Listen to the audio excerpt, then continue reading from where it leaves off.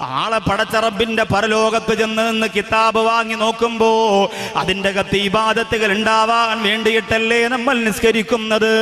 എന്റെ വേളാവ് ഒരു മനോഹരമായ മജ്‌ലിസിൽ വന്ന് ഏറ്റവും മുകൾ ഭാഗത്ത് സ്വസ്ഥമായിട്ടിരുന്ന വാദ കേൾക്കാൻ ഭാഗ്യം ലഭിച്ച എന്റെ പ്രിയമുള്ള സഹോദരിമാരെ, തലമറക്കുന്നത്, നോമ്പ് പിടിക്കുന്നത്, ഖുർആൻ ഓതുന്നത്, ദിക്റ് ചൊല്ലുന്നത്, തസ്ബീഹ് ചൊല്ലുന്നത്, പാതിരാ സമയത്ത് പൊട്ടിക്കരന്നുകൊണ്ട് ദുആ ചെയ്യുന്നത്, സുബഹിന് മുമ്പ് തണുപ്പുള്ള രാത്രിയാണെങ്കിൽ പോലും പുതപ്പിനടിയിൽ നിന്ന് ചാടിയിടുന്നിട്ട് ശരീരശുദ്ധി വരുത്തിയിട്ട് മുസല്ല വിരിച്ചിട്ട് പാതിരാ സമയത്ത് വേളാവൂർ പള്ളിയുടെ പരിസരത്തുള്ള നിന്റെ കൂരയ്ക്കകത്ത് സുജൂദ് ചെയ്ത് പൊട്ടിക്കരയുന്ന പെണ്ണേ, അല്ലാഹ് സ്വീകരിക്കാൻ വേണ്ടിയിട്ടല്ലേ പെങ്ങളെ നീ അത് ചെയ്യുന്നത്? ഹജ്ജിന് പോകുന്നത്, ഉംറയ്ക്ക് പോകുന്നത് എല്ലാം പടച്ചോ സ്വീകരിക്കാൻ വേണ്ടിയിട്ടാ. ഈ മക്കത്തുൽ മുകറമയുടെ മജ്‌ലിസിൽ വന്നിരിക്കുന്ന ചെറുപ്പക്കാരാ, ദിക്റ് ചൊല്ലുന്നത്, സുജൂദ് ചെയ്യുന്നത്, യതീം മക്കളെ കെട്ടിച്ചു വിടാൻ പണപ്പിരിവ് നടത്തുന്നത്, അവരെ സഹായിക്കുന്നത്, രോഗികൾക്ക് സ്വതക്കാ ചെയ്യുന്നത് എല്ലാം അല്ലാഹു സ്വീകരിക്കാൻ വേണ്ടിയിട്ടല്ലേ. മക്കത്തുൽ മുകറമയുടെ ലൈബ്രറിക്കകത്ത് പുസ്തകം വാങ്ങി കൊടുക്കുന്നത്, അലമാര വാങ്ങി കൊടുക്കുന്നത്, അതിൻ്റെ അകത്തുള്ള പുസ്തകങ്ങൾ മാസത്തിൽ ഒരു പ്രാവശ്യം വേളാവൂർ ജുമുഅത്ത് പള്ളിയുടെ പരിസരത്തുള്ള മുസ്ലിം ഭവനങ്ങളിലേക്ക് കൊണ്ടുകൊടുത്തിട്ട് വായനയിലേക്ക് ആ പ്രിയപ്പെട്ട സഹോദരങ്ങളെ കൊണ്ടുവരാ മനസ്സ് കാണിക്കുന്നത് എല്ലാം അല്ലാഹ് സ്വീകരിക്കാൻ വേണ്ടിയിട്ടാ. പടച്ചോ സ്വീകരിക്കണ്ടെന്ന് പറഞ്ഞുകൊണ്ട് ഒരു സ്വതക്ക പോലും നിങ്ങളെ ചെയ്യാറില്ല. അല്ലാഹു എല്ലാം സ്വീകരിക്കുമോ ചെറുപ്പക്കാരാ? അല്ലാഹു എല്ലാം സ്വീകരിക്കുമോ പെങ്ങളെ? നൗഷാദ് ബാക്കവിയുടെ അമലുകൾ മുഴുവനും പൊളിഞ്ഞു പോകുന്ന ഒരു കാര്യം ഞാൻ പറഞ്ഞു തരട്ടെ. എത്രയോ ആൾക്കാർ പറയാറുണ്ട് നൗഷാദ് ബാക്കവിക്ക് ഒരു ദിവസത്തെ റേറ്റ് 1 ലക്ഷം രൂപയാ, AC റൂമിലേ കിടക്കോളൂ, ഫ്ലൈറ്റിലെ പറന്നിറങ്ങോളൂ. എന്തൊക്കെ അപാകതകൾ, അസൂയ മൂത്ത് ആസനം താങ്ങി ആദർശത്തെ മറന്നുകൊണ്ട് ജീവിക്കുന്ന വിവരം കെട്ടവര് പറന്നു പരത്തിയാൽ അല്ലാഹുവിന്റെ ദീൻ പറഞ്ഞിട്ട് വിലപേശിയിട്ട് കാശ് വാങ്ങാനുള്ള ഗതികേട് നിങ്ങളുടെ പരിസരവാസിയായ നൗഷാദ് ബാക്കവിക്ക് അല്ലാഹു ഇന്ന് വരെ തന്നിട്ടില്ല പ്രിയപ്പെട്ട ചെറുപ്പക്കാരാ. പക്ഷേ ഞാൻ ഓർമ്മപ്പെടുത്തുകയാ, ഞാൻ പ്രസംഗിക്കുന്നത് അല്ലാഹ് സ്വീകരിക്കണമെന്ന നിയ്യത്ത് മനസ്സിൽ വെച്ചുകൊണ്ടാ ജുമഅക്ക് വേണ്ടി വെള്ളക്കടവ് പള്ളി പോകുന്നത്, അതുപോലെ സ്വതക്കകൾ ചെയ്യുന്നത്, പാവപ്പെട്ടവരെ സഹായിക്കുന്നത്, ദിക്റ് ചൊല്ലുന്നത് എല്ലാം അല്ലാഹുവേ എന്റെ അമലുകൾ സ്വീകരിക്കണമെന്ന. പക്ഷേ എന്റെ അമലുകൾ മുഴുവനും അല്ലാഹു തള്ളിക്കളയുന്നതിനുള്ള ഒരു കാരണം ഞാൻ പറഞ്ഞു തരട്ടെ. ചെറിയങ്കീഴുള്ള എന്റെ വീട്ടിന്റെ അകത്ത് കഴിഞ്ഞുകൂടുന്ന എന്റെ പ്രസവിച്ച എന്റെ ഉമ്മ, എന്നെ ഓമനിച്ച എന്റെ ഉമ്മ, എനിക്ക് മുലപ്പാൽ തന്ന എന്റെ ഉമ്മ, എന്നെ തോളത്ത് വെച്ചിട്ട് താരാട്ടുപാടി എന്റെ ഉമ്മ, എനിക്ക് പനി വരുമ്പോ ഉറങ്ങാൻ കഴിയാതെ തോളത്ത് വെച്ചുകൊണ്ട് ഹോസ്പിറ്റലിലേക്ക് പൊട്ടിക്കരന്ന് കൊണ്ടുപോയ എന്റെ പ്രിയപ്പെട്ട ഉമ്മ, ഞാൻ ഭക്ഷണം കഴിച്ചില്ലെങ്കിൽ ഒരു വകയും കഴിക്കാറ് എന്നെ മാറോട് ചേർത്ത് വെച്ചുകൊണ്ട് ഉറങ്ങാറ് ഉറക്കം നടിച്ച എന്റെ പ്രിയപ്പെട്ട ഉമ്മ, ഇന്നും എനിക്ക് വേണ്ടി ദുആ ചെയ്യുന്ന ഉമ്മ. ആ പ്രിയപ്പെട്ട ഉമ്മയുടെ മനസ്സ് ഞാൻ വേദനിപ്പിച്ചിട്ടുണ്ടോ? ആ ഉമ്മയെ ഞാൻ കരയിപ്പിച്ചിട്ടുണ്ടോ? എന്നാലും നീ എന്നോടങ്ങനെ ചെയ്തല്ലോ മോര് എന്ന് പറഞ്ഞുകൊണ്ട് എന്റെ ഉമ്മ എന്റെ വീട്ടിന്റെ അകത്തിരുന്ന് കരഞ്ഞാൽ, എന്റെ പ്രിയമുള്ളവര്, ഏത് വാക്കവിയാണെങ്കിലും അവന്റെ സർവ്വ ഇബാദത്തുകളും അല്ലാഹു വലിച്ചെറിയുകയാണ്. അവന്റെ സുജൂദുകളെ അല്ലാഹു കബറടക്കുകയാണ്. അവന്റെ അദ്കാറുകളെ അത് ചെയ്തു പോലെ മനുഷ്യന്റെ മുഖത്തേക്ക് വലിച്ചെറിഞ്ഞു കൊടുക്കാനുള്ള മലക്കുകളോട് പറയുകയാ, നിങ്ങൾ ചെയ്തതും അങ്ങനെ തന്നെയാണ്. ഏതൊക്കെ സൽക്കർമ്മം ചെയ്തിട്ടുണ്ടോ മുഴുവനും അല്ലാഹ് പറയും, ഉമ്മായ വേണ്ടാത്തവന്റെ നിസ്കാരവും നോമ്പും അവന്റെ ഒടുക്കത്തെ ഹജ്ജ് ഒന്നും എനിക്ക് വേണ്ട, മുഴുവനും അവന്റെ മോന്തായത്തിലേക്ക് വലിച്ചെറിഞ്ഞു കൊടുക്കും. ഉമ്മ ആരാന്നവൻ അറിയട്ടെ. ആ ഉമ്മയെ എന്റെ വേളാവൂർ മജ്‌ലിസിൽ വന്ന ചെറുപ്പക്കാരാ, എന്റെ ഉമ്മ പെങ്ങന്മാരെ നമ്മൾ തിരിച്ചറിയണം. എങ്ങനെ തിരിച്ചറിയണം? ഉമ്മയുടെ പേര് ആരിഫ ബീവി എന്ന, ഉമ്മയുടെ വാപ്പാടെ പേര് അബ്ദുൽ ഖാദർ സാഹിബ് എന്ന, രണ്ടുപേരും പുത്തമ്പുരയ്ക്കൽ വീട്ടിൽപ്പെട്ടവരാ, വേളാവൂര് പഞ്ചായത്തിൽപ്പെട്ടവരാ. അങ്ങനെ അറിഞ്ഞാൽ പോരാ, അതൊക്കെ ഇന്ന് ബാക്കിയുള്ളതിനേക്കാൾ നല്ലതുപോലെ നിങ്ങൾക്കറിയാം അല്ലേ. ഉമ്മാക്ക് റേഷൻ കാർഡ്, ഗ്യാസിന് പ്രത്യേകിച്ച് കാർഡ്, ഗ്യാസിന് കാർഡ്, ഗ്യാസ് ട്രബിളിന് കാർഡ്, എന്നെല്ലാത്തിനും കാർഡാ, ആധാർ, അങ്ങനെ ഒരുപാട് കാർഡുകളുടെ ബഹളമാണ്. എവിടെയെങ്കിലും അപകടത്തിൽ ആരെങ്കിലും ആക്സിഡന്റ് പെട്ടാൽ ആദ്യം ഹോസ്പിറ്റലിൽ കൊണ്ടുപോകുന്നതിന് പകരം പുറകിലിരിക്കുന്നവൻ പറഞ്ഞ കാക്കാരെ കാർഡ് ആദ്യം നുള്ളി പുറകിയെടുക്കാനേ പറയാം. കാരണം അതിനുവേണ്ടി ഒരുപാട് ഓടേണ്ടി വരും. അതുകൊണ്ടാണ്. അപ്പോൾ അതുകൊണ്ട് സഹോദരങ്ങളെ, ആ സാധുവായ ഉമ്മയെ നമ്മൾ തിരിച്ചറിയണം. എങ്ങനെ തിരിച്ചറിയാനാണ്? ഉമ്മ എന്ന വാക്കിന്റെ അത്ഭുതത്തെ നമുക്ക് തിരിച്ചറിയാൻ സാധിക്കും. അല്ലാതെ വീട്ടിലേക്ക് കയറി ചെല്ലുമ്പോൾ ഉമ്മറത്തിരിക്കുന്നത് ഉമ്മയാണ് എന്ന് മനസ്സിലാക്കിയിട്ട് ഉമ്മ ഹലോ ഓക്കെ അങ്ങനെ കയറിപ്പോയാൽ പോരാ. അതിന് നിങ്ങളും വല്ലാത്ത മിടുക്കരാന്ന് എനിക്കറിയാം. അങ്ങനെ പോയാൽ പോരാ. എങ്ങനെ തിരിച്ചറിയും? ആരാണ് ആ ഉമ്മയുടെ അത്ഭുതത്തെ തിരിച്ചറിയിച്ചു തരുന്നത്? ലോകത്ത് ഉമ്മയെ കുറിച്ച് പഠിപ്പിക്കുന്ന ഒരേ ഒരു സ്ഥാപനം ഇന്ന് മദ്രസയല്ലേ ഉള്ളൂ. നിന്റെ ഉമ്മ ആരാണ്? ഉമ്മയോടുള്ള കടമ എന്താണ്? ഉമ്മയെ എങ്ങനെ ബഹുമാനിക്കണം? ആ മദ്രസയിൽ മക്കളെ പഠിപ്പിക്കാൻ കിട്ടുന്നതോ? ഇപ്പൊ തന്നെ സഹോദരിമാർ ഭർത്താക്കന്മാരോട് പറയും, അടുത്ത വർഷം എൻ്റെ കുട്ടിക്ക് 20 മിനിറ്റ് പോലും മദ്രസയിൽ പോകാൻ പറ്റൂല. അതെന്താടി അങ്ങനെ ആക്കിയേ? ഉസ്താദ് വല്ല പ്രശ്നമുണ്ട്? ഉസ്താദിന്റെ പ്രശ്നമല്ലേക്കാ, അടുത്ത വർഷം UKG-യിലല്ലേ. കാരണം ഈ വർഷത്തെക്കാലം കുറച്ച് ഞാൻ പഠിക്കണ്ടെന്ന് ഒരിക്കലും ഞാൻ പറയൂല. എൻ്റെ മക്കളെ ഏറ്റവും നല്ല ഭൗതിക വിദ്യാഭ്യാസം കൊടുക്കണമെന്ന നിയത്തിൽ തന്നെയാണ് ഞാനും ജീവിക്കുന്നത്. പക്ഷെ അതെല്ലാം ബാക്കിയുള്ളതൊക്കെ കബറിന്റെ അടി കയറ്റിയിട്ടല്ല ചെയ്യാനുള്ളത്. ബാങ്ക് കേൾക്കുമ്പോൾ ബാങ്കിന് ശേഷമുള്ള ദുആ ചെയ്യുന്ന ഒരു ഡോക്ടറാക്കാൻ നിങ്ങളുടെ മക്കളെ അങ്ങനെ മാറ്റാൻ നിങ്ങൾക്ക് സാധിക്കും. ബിസ്മില്ലാഹിർ റഹ്മാനിർ റഹീം പറഞ്ഞുകൊണ്ട് ഓപ്പറേഷൻ തിയേറ്ററിന്റെ അകത്തേക്ക് കാലെടുത്ത് വെക്കുന്ന, കത്തിയെടുത്ത് ശരീരത്ത് വെക്കുന്ന ഒരു ഡോക്ടറാക്കാൻ, സത്യം മാത്രം പറയുന്ന ഒരു വക്കീലാക്കാൻ, നിയമത്തെ വളച്ചൊടിക്കാത്ത ഒരു പോലീസുകാരനാക്കാൻ, മിലിറ്ററി കുടിക്കാൻ വേണ്ടി മാത്രമാകാത്ത ഒരു പട്ടാളക്കാരനാക്കാൻ, അല്ലേ? അങ്ങനെ ഒരുപാട് കാര്യങ്ങളുണ്ട്. അവിടെയൊക്കെ അള്ളാഹു പടച്ച തമ്പുരാനെ മുൻനിർത്തിയിട്ട് സർവ്വ ജോലികൾ നമുക്ക് ചെയ്യാം. അള്ളാഹുവിനെ ഭയന്നുകൊണ്ട് വിദ്യാഭ്യാസ മേഖലകളിൽ ഈ സമുദായം ഇതുവരെ വന്നത് പോരാ. 100 ഇരട്ടി ആവേശത്തോടെ തിരിച്ചു വരണമെന്ന് ആണയിട്ട് തന്നെ ഞാൻ പറയുകയാണ്. പക്ഷേ അത് മദ്രസയെ 10 മിനിറ്റ് ആക്കിയിട്ട് പോരാ. അതിന് നമുക്കൊരു പരിഹാരം കാണാൻ സാധിക്കണം. അലിഫ് എന്ന് എഴുതിയിട്ട് അബുൻ എന്ന് പഠിപ്പിച്ചു കൊടുക്കുന്നു ഉസ്താദ്. അടുത്ത പാഠത്തിൽ ഉമ്മുൻ എന്ന് പഠിപ്പിച്ചു കൊടുക്കുന്നു ഉസ്താദ്. എന്നിട്ട് പറയും, ഉമ്മുൻ എന്ന് പറഞ്ഞാൽ ആരാ മക്കളെ? ഇപ്പൊ മക്കൾ മുമ്പ് ഇരുന്ന് നഖമൊക്കെ കടിച്ചിട്ട് പറയും അത് മമ്മിയാണ്. ഇന്ന് പിന്നെ ഉമ്മ എന്ന് വിളിപ്പിക്കുന്ന ഒരു ശൈലിയോട് പോലും നിങ്ങൾക്ക് വെറുപ്പാണ്. ഇച്ചിരി കാശൊക്കെ ഉണ്ടായി പോയാൽ മക്കൾ ഉമ്മായെ വിളിക്കണം എന്ന് ഉമ്മ പഠിപ്പിച്ചു കൊടുക്കുന്ന മക്കളെ ഉമ്മാന്ന് വിളിക്കരുത്, നാണക്കേടാ. എല്ലാ കൂതറകളും ഉമ്മാന്ന് തന്നെ വിളിക്കാം. അത് മാറ്റിയിട്ട് ഉമ്മി, അതുപോലെ അബി, ഉമ്മി, ഉപ്പി. അതൊരു സ്റ്റൈലല്ലേ?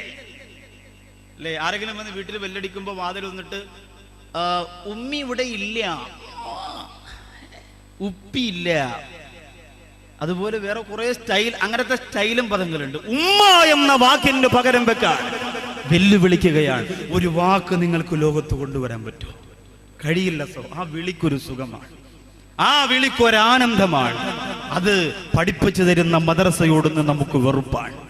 നമ്മുടെ മക്കൾ 3-ാം ക്ലാസ് കഴിഞ്ഞാൽ ഒരു അത്ഭുതമാണ്, 4-ാം ക്ലാസ് കഴിഞ്ഞാൽ ഒരു അത്ഭുതമാണ്. ഉമ്മയെ കുറിച്ച് പഠിപ്പിക്കുന്ന സ്ഥാപനത്തിൽ നിന്ന് മക്കളെ വലിച്ചഴച്ചു കൊണ്ടുപോയിട്ട് അമ്മായിയമ്മ കാണിച്ചാൽ ഉമ്മയുടെ സ്നേഹം നിന്റെ മക്കൾ പഠിക്കൂല. ഇന്ന് അമ്മായിയും മരുമക്കളും റിയാലിറ്റി ഷോ നടത്തുകയാണ്. അമ്മായി വിളിക്കുന്ന ഏറ്റവും വലിയ ചീത്തയ്ക്ക് ജഡ്ജസിന്റെ 50 മാർക്ക്, മരുമോടതിൽ കുറച്ചേ വിളിക്കുള്ളെങ്കിൽ മരുമോക്ക് 15 മാർക്ക് കുറച്ചേ കൊടുക്കുള്ളൂ. നല്ല ചീത്ത വിളിക്ക് ട്രോഫി കൊടുക്കുന്ന കാലം. അമ്മ എന്ന സീരിയൽ നിന്റെ പ്രിയപ്പെട്ട മക്കളെ മടിയിൽ പിടിച്ചിരുത്തിയിട്ട് കാണിച്ചു കൊടുത്താൽ എന്റെ വേളാവൂരുള്ള പെങ്ങളെ, ഉമ്മയെ തിരിച്ചറിയാൻ നിന്റെ പ്രിയപ്പെട്ട മക്കൾക്ക് സാധ്യമല്ല. അങ്ങനെ സാധിക്കുമായിരുന്നു എങ്കിൽ കേരളത്തിലെ ഒരു പത്മശ്രീ നേടിയ ഒരു സിനിമാ നടൻ, നല്ല ഘനഗാംഭീര്യമുള്ള ശബ്ദത്തിന്റെ ഉടമയായ ഒരു സിനിമാ നടൻ, ചില അഭിമുഖങ്ങളിലൊക്കെ മാതാവിനെ കുറിച്ച് നിറകണ്ണുകളോടെ പറയാറുള്ള ആ സിനിമാ നടൻ കിംസ് ഹോസ്പിറ്റലിന്റെ അകത്തടത്ത് കിടന്ന് ഈ അടുത്ത സമയത്ത് മരണപ്പെടുകയുണ്ടായി. ഇപ്പൊ പരസ്പരം നിങ്ങൾ മനസ്സിലായിരുന്നു, മറ്റേ അതൊക്കെ നമുക്ക് നല്ല അറിവാണ്. ആ സിനിമാ നടൻ 25 കൊല്ലങ്ങളോളം തന്റെ മാതാവിനോട് പിണങ്ങിക്കഴിയുകയായിരുന്നു സഹോദരങ്ങളെ. 25 കൊല്ലങ്ങളോളം മരിക്കുമ്പോഴും ഇണങ്ങിയിട്ടില്ല. സിനിമാ ലോകത്തിന് പറഞ്ഞു കൊടുക്കാൻ പറ്റും. എങ്ങനെ പറഞ്ഞു കൊടുക്കാൻ പറ്റും? പ്രസവിക്കുന്നത് വീഡിയോയിൽ പിടിച്ച് കാശാക്കാൻ നിൽക്കുന്ന സിനിമാ ലോകത്തിന് മാതൃത്വത്തിന്റെ മഹിതത്തിന്റെ മണ്ടയിൽ ചവിട്ടിയിട്ട് നൃത്തം ചെയ്യുന്ന കലിയിളകിപ്പോയ ആ സിനിമ എന്ന് പറയുന്ന കലയ്ക്ക് മാതാവിന്റെ മാധുര്യം പഠിപ്പിച്ചു കൊടുക്കാൻ കഴിയോ? എന്റെ അഭിപ്രായത്തിൽ കഴിയില്ല, ഇതുവരെ കഴിഞ്ഞിട്ടില്ല. അങ്ങനെയാണെങ്കിൽ ആറ്റം ബോംബും ഭീരങ്കിയും മിസൈലും ബീജബാങ്കും ഹൃദയവും കരളും പോലും വില കൊടുത്ത് വാങ്ങാൻ കഴിയുന്ന ഈ കാലഘട്ടത്തില് എന്തെല്ലാം കണ്ടുപിടിച്ചു പോയി നമ്മുടെ ശാസ്ത്രലോകം. എന്റെ സഹോദരങ്ങളെ, അവർക്കൊന്ന് പറഞ്ഞു തരാൻ പറ്റോ? മാതാവിന്റെ സ്നേഹത്തെക്കുറിച്ച് അവർക്കൊന്ന് പറഞ്ഞു തരാൻ പറ്റോ? പക്ഷേ അല്ലാഹുവിന്റെ പരിശുദ്ധ ഖുർആൻ നിന്റെ വീട്ടിന്റെ അകത്ത് ആർക്കും വേണ്ടാതെ അടുക്കി വെച്ചിരിക്കുന്ന അല്ലാഹുവിന്റെ ഖുർആനും എടുത്ത് നിവർത്തി നോക്കിയാൽ ആ ഖുർആൻ പറഞ്ഞു തുടങ്ങുന്നുണ്ട് ഉമ്മയെ കുറിച്ച്, ആ ഖുർആൻ പറഞ്ഞു തുടങ്ങുന്നുണ്ട് മാതാവിനെ കുറിച്ച്. വവസ്വൈനൽ ഇൻസാന ബിവാലിദൈഹി ഇഹ്സാനാ ഹമലതുഹു കുർഹാ വവലഅതുഹു കുർഹാ. അല്ലാഹുവിന്റെ ഖുർആൻ പറയുന്ന മാതാവിന് സ്ഥാനക്കയറ്റം കിട്ടാനുള്ള കാരണമെന്തേ? മാതാവിനെ കുറിച്ച് ആവേശത്തോടെ ഇസ്ലാം പറയാനുള്ള കാരണമെന്തേ? പ്രധാനപ്പെട്ട രണ്ട് കാര്യങ്ങളാ ഖുർആൻ പറയുന്നത്. ഹമലതുഹു കുർഹാ, ഒരുപാട് ബുദ്ധിമുട്ട് അനുഭവിച്ചിട്ടാണ് ഉമ്മ നിന്നെ ഗർഭം ധരിച്ചത്, ഗർഭം ചുമന്നത്. ഹമലതുഹു കുർഹാ, കഷ്ടപ്പെട്ടുകൊണ്ട് നിന്നെ ചുമന്നു. അതത്ര ചെറിയ കാര്യമല്ല. 9.5 മാസം അല്ലെങ്കിൽ 10 മാസം നിന്നെ ചുമന്നുകൊണ്ട്, ചിലതൊക്കെ 10 മാസം ആയാലും വെളി വരില്ല. അങ്ങനെ പല രീതിയിലൊക്കെ മരുന്ന് കഴിച്ചിട്ട് നിന്നെ ചുമന്നുകൊണ്ട് നടക്കുന്ന നിന്റെ ഉമ്മ, അതത്ര നിസ്സാര കാര്യവുമല്ല. നിങ്ങൾ പറയാം അതിനേക്കാളും വലിയ ഭാരമൊക്കെ നമുക്ക് ചുമക്കാൻ പറ്റും. പക്ഷേ ഇതുപോലെ പൊക്കിൽ കൊടിയുമായി അറ്റുപോകാതെ കുരുങ്ങിക്കിടക്കുന്ന ഒരു ഭാരം വയറ്റിന്റെ അകത്ത്, അത് കേവലം വളർന്നുകൊണ്ടിരിക്കുന്നു. അതിനിടയിൽ മാനസികമായ ടെൻഷൻ ഉണ്ട്. അല്ലാഹുവേ, വയറിനകത്ത് കുഞ്ഞ് അനങ്ങുന്നുണ്ടോ, കുലുങ്ങുന്നുണ്ടോ, അതൊക്കെ പരിശോധിക്കുന്നുണ്ട്. ഇതൊക്കെ നോക്കണം, അതിൻ്റെ കൂടെ ജോലി ചെയ്യണം. ഇന്നത്തെ സഹോദരിമാർക്ക് പിന്നെ ഗർഭവതിയാണെന്ന് അറിഞ്ഞാൽ മതി, ഭർത്താവ് എപ്പോഴും AC കൊണ്ടിരുത്തി ചാരിയിരുത്തി ആപ്പിളും എല്ലാം കൊണ്ട് കൊടുത്ത്, മോളെ അനങ്ങരുത്, കുലുങ്ങരുത്, എൻ്റെ വിത്താണ്, തകർക്കണം അതൊക്കെ പറഞ്ഞ് എല്ലാം കൊണ്ട് കൊടുത്ത് സെറ്റപ്പാണ്. പണ്ടങ്ങനല്ല. 1 വയറ്റിൽ, 2 എണ്ണം കട്ടിലിൽ, 3 എണ്ണം തൊട്ടിലിൽ. 1 മണിക്ക് തൻ്റെ കുടുംബനാഥൻ വീട്ടിലേക്ക് പാടത്ത് പണി കഴിഞ്ഞു വരുമ്പോൾ കഞ്ഞിയും ചമ്മന്തിയും ചീനി പുഴുങ്ങിയതൊക്കെ തയ്യാറാക്കി വെച്ചില്ലെങ്കിൽ കരണക്കുറ്റിക്ക് 3 എണ്ണം വേറെ ഇരിക്കും. ഇങ്ങനെ കഷ്ടപ്പെട്ട ആ ഉമ്മ ജീവിച്ചു. അന്ന് മക്കൾക്കൊന്നും ഒരു ഗുരുവില്ല. ഇന്ന് AC കിടന്ന് വെറ്റാലും ഡോക്ടർ പറയും ഷുഗർ ഉണ്ടോ എന്നൊരു ചെറിയ സംശയമുണ്ട്. 7ാമത്തെ മാസം കൊണ്ട് ടെസ്റ്റ് ചെയ്ത് നോക്കുമ്പോൾ ഡോക്ടർ പറയും തല തിരിഞ്ഞാണല്ലോ കിടക്കുന്നത്. അപ്പോഴും തന്നെ ഈ ഭാര്യ പറയും അത് പിന്നെ വാപ്പായെ പോലല്ലേ വരുള്ളൂ, വാപ്പ തിരിഞ്ഞാൽ പിന്നെ മോൻ എങ്ങനെ തിരിയാതിരിക്കും. അപ്പൊ ഇതൊക്കെ സംഭവിക്കുമ്പോഴും ഉമ്മ അത്ഭുതം തന്നെയാണ്. ഖുർആൻ പറയുന്നത് അതാണ്. ഉമ്മായുടെ സ്നേഹത്തെക്കുറിച്ചല്ല ഖുർആൻ പറഞ്ഞത്. ഉമ്മാക്ക് ഈ വിലയുണ്ടാവുന്നതിന്റെ കാരണം സഹോദരിമാരിപ്പം മുകളിലിരുന്നുകൊണ്ട് പറയണോ അടിപൊളിയടി, ഇന്നെല്ലാം നമ്മളെ കുറിച്ച് മാത്രമേ ഉള്ളൂ. അല്ലാഹുവേ, പ്രസവം നിർത്തണ്ടായിരുന്നു റബ്ബേ. നിർത്തിയവർക്ക് ഖേദമുണ്ടാകും. അത് വല്ലാത്ത സംഭവം. അത് ഹമലത്തുഹു കുർഹാ, കഷ്ടപ്പാടനുഭവിച്ചുകൊണ്ടാ നീ ചുമന്നുകൊണ്ട് നടന്നത്. പിന്നെയോ അല്ലാഹുവിന്റെ ഖുർആൻ പറയുന്ന വലഅതുഹു കുർഹാ, അതിലേറെ കഷ്ടപ്പാടനുഭവിച്ചുകൊണ്ടാ നിന്റെ ഉമ്മ നിന്നെ പ്രസവിച്ചതും ചുമന്നതും കഷ്ടപ്പാടാണത്രേ. തഴവ മുഹമ്മദ് കുഞ്ഞു മൗലവി പാടിയ ബൈത്ത് നമുക്കറിയാം. ഗർഭം ചുമന്നത് 10 മാസം തള്ളയാ, പ്രസവിച്ച വേദന തിന്നതും അവർ തന്നെയാ, പാലും കൊടുത്തു വളർത്തലും അവരാണേ, ഈ 3 കാര്യം ഉപ്പയിൽ ഒഴിവാണേ. പകരം വെക്കാനില്ലാത്ത ജോലിയാ ചെറുപ്പക്കാരാ. ഇന്ന് വീട്ടിന്റെ അകത്തിരുന്ന് പുറത്തേക്ക് നിന്റെ ഉമ്മയെ നീ വലിച്ചെറിയാറില്ലേ? ഉമ്മാടെ ഫോൺ കോള് മൊബൈലിലേക്ക് കാണുമ്പോ മുഖം ചുളുക്കിക്കളയുന്ന ചെറുപ്പക്കാരാ. കിളവിയെന്ന് വിളിച്ചുകൊണ്ട് പരിഹരിച്ച് വീട്ടിന്റെ അകത്ത് ജീവച്ചവം പോലെ വീടിന്റെ ഒരു മൂലയ്ക്ക് വലിച്ചെറിയുന്ന നിന്റെ ഉമ്മയുടെ വിലയെന്തെന്നറിയണോ? അബ്ദുല്ലാഹി ഇബ്നു ഉമർ റളിയല്ലാഹു അൻഹു കഅബാലയത്തിന്റെ മുമ്പ് നിൽക്കുമ്പോൾ ഒരു മനുഷ്യൻ വന്ന് കരഞ്ഞുകൊണ്ട് പറയുന്നു, തങ്ങളെ നിങ്ങളെ കണ്ടില്ലേ, ഞാൻ എൻ്റെ ഉമ്മയെയും കൊണ്ട് തവാഫ് ചെയ്യിപ്പിക്കുകയാണ്. അള്ളാഹുവിന്റെ തൗഫീഖ് ഉണ്ടെങ്കിൽ 14-ാം തീയതി എൻ്റെ ഉമ്മാനെയും കൊണ്ട് ഞാൻ പോകുമ്പോ, സഫറുല്ലാഹ് ഉസ്താദിന്റെ ഉമ്മായും കൊണ്ട് ബഹുമാനപ്പെട്ടവര് പോകുമ്പോ നമ്മുടെ ഉമ്മാടെ കാലൊന്ന് വേദനിച്ചാൽ ആ കഅബാലയത്തിന്റെ മുറ്റത്ത് വെച്ച് സഹായിക്കേണ്ടത് നമ്മുടെ ബാധ്യതയല്ലേ? ആ ഉമ്മയെ ചുമന്നുകൊണ്ട് നടക്കുകയാണ് ഒരു മനുഷ്യൻ. 7 പ്രാവശ്യം അല്ലാഹുവിന്റെ പരിശുദ്ധ കഅബാലയത്തിന്റെ ചുറ്റും നടന്ന് ഉമ്മാക്ക് നടക്കാൻ കഴിയുന്നില്ല. ഉമ്മാക്ക് വല്ലാത്ത ക്ഷീണമാണ്. അതുകൊണ്ട് ആ ഉമ്മയെ ചുമന്നുകൊണ്ടാ തവാഫ് ചെയ്യിപ്പിച്ചത്. അതെല്ലാം കഴിയുന്ന വിയർപ്പൊഴുക്കിയിട്ട് അബ്ദുല്ലാഹി ഇബ്നു ഉമർ റളിയല്ലാഹു അൻഹുവിന്റെ മുമ്പിലേക്ക് വരികയാ. വന്നിട്ട് പറയുന്നു, തങ്ങളെ എന്റെ ഉമ്മ എന്ന് പറഞ്ഞാൽ എനിക്ക് വല്ലാത്ത ജീവനാണ്. എന്റെ ഉമ്മയുടെ സ്നേഹം വളരെ വിശാലമാണ്. അതുകൊണ്ട് ഉമ്മ എനിക്ക് വേണ്ടി ഒരുപാട് കഷ്ടപ്പാട് അനുഭവിച്ചിട്ടുണ്ട്. ആ കഷ്ടപ്പാടിന് പകരമായി, ഉമ്മ എന്നെ സ്നേഹിക്കുന്നതിന് പകരമായി, ഉമ്മ എനിക്ക് തന്ന ആദരവിന് പകരമായി, ഉമ്മ എനിക്ക് വേണ്ടി ഒരുപാട് വിയർപ്പൊടുക്കിയതിന് പകരമായി ഈ കഅബയുടെ ചുറ്റുഭാഗത്തിന്റെ ഉമ്മയെ ചുമന്നുകൊണ്ട് നടന്നല്ലോ തങ്ങളെ, അതതിന് പകരമാകുമോ എന്ന് ചോദിച്ചപ്പോൾ അബ്ദുല്ലാഹി ഇബ്നു ഉമർ റളിയല്ലാഹു അൻഹു ഉമ്മയുടെ ഭാഗത്ത് നിന്ന് ആ പ്രിയ കൂട്ടുകാരനെ വിളിച്ചുകൊണ്ട് മാറിപ്പോവുകയാണ്. എന്നിട്ട് ആ പൊന്നു കൂട്ടുകാരനോട് പറയുന്നു, എടോ 1000 പ്രാവശ്യം ഉമ്മയെ ചുമന്നുകൊണ്ട് കഅബാലയത്തിന്റെ ചുറ്റും നീ നടന്നുപോയാലും, 1000 പ്രാവശ്യം നിന്റെ ഉമ്മയെ ചുമന്നുകൊണ്ട് കഅബാലയത്തിന്റെ ചുറ്റും നീ നടന്ന് തളർന്ന് വീണുപോയാലും, നിന്നെ പ്രസവിച്ചപ്പോ നിന്റെ ഉമ്മ അനുഭവിച്ച ഒരു സെക്കൻഡ് വേദനയ്ക്ക് പകരമാവില്ല എന്ന് അബ്ദുല്ലാഹി ഇബ്നു ഉമർ റളിയല്ലാഹു അൻഹു പറയുകയാണ്. പ്രസവിക്കാൻ ഭാഗ്യം കിട്ടിയ ഉമ്മമാരെ സൗഭാഗ്യവതികളാണ്. മക്കളെ നിങ്ങളെ ചവിട്ടട്ടെ, ഉപദ്രവിക്കട്ടെ, പക്ഷേ ആ ഒരു കർമ്മം നിങ്ങൾക്ക് ലോകത്ത് ചെയ്യാൻ കഴിഞ്ഞിട്ടുണ്ടോ?